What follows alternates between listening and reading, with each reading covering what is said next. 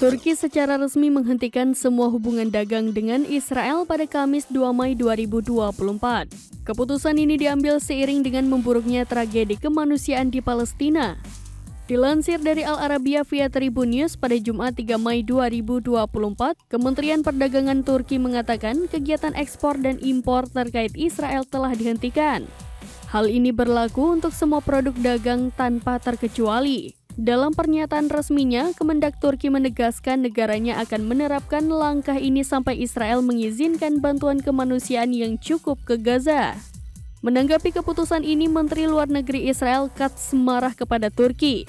Ia menuduh Presiden Turki Recep Tayyip Erdogan melanggar perjanjian dengan memblokir pelabuhan untuk impor dan ekspor Israel. Katz kemudian memerintahkan jajarannya untuk melobi Turki dengan menciptakan alternatif perdagangan. Di sisi lain, Israel akan fokus pada produksi lokal dan impor di negara lain.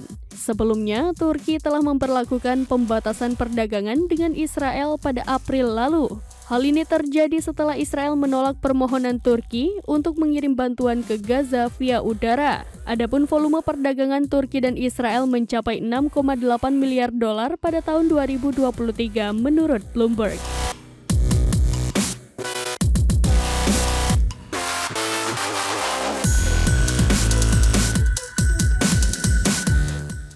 Download Tribun X sekarang, menghadirkan lokal menjadi Indonesia.